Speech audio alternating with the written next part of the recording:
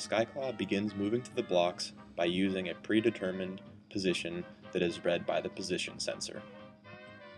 Once over the stack of blocks, the claw moves down a predetermined length, also using the potentiometer, in order to center over the blocks. In order to determine weight, the Skyclaw first clamps onto the block at full force. After hovering over the heavy stack drop location, it will release the block slightly. This is enough to drop a large block, but not enough to drop a very light block. If it is a light block, it will re-clamp onto the block and then move over to the light category.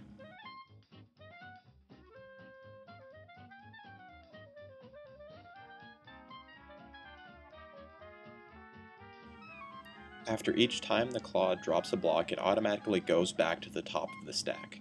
The height of the stack is determined by a loop that iteratively subtracts off the height of one block each time one is removed. In order to read stiffness, the Skyclaw closes a predetermined length and then measures the force sensor. If the force is above a certain threshold, then it is a stiff block. If it is below this threshold, then it is a soft block.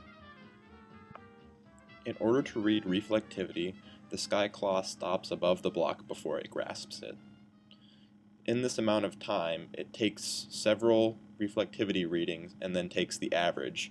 And if it is above a certain threshold, it is a high reflectivity, and if it is below this threshold, it is a low reflectivity.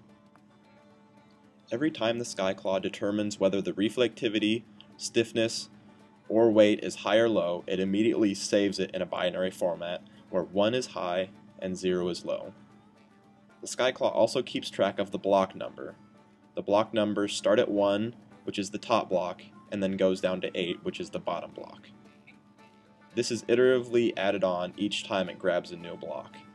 Every time it places a block in its category, it prints out all of the characteristics of the block, starting with block number, reflectivity, stiffness, and weight.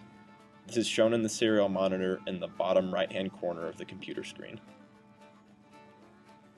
An if statement at the very bottom of the looped program asks the Skyclaw if it has reached the bottom of the stack in respect to its Y position.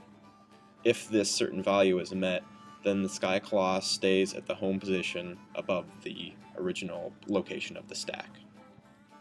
Here's a screenshot that shows all of the outputs.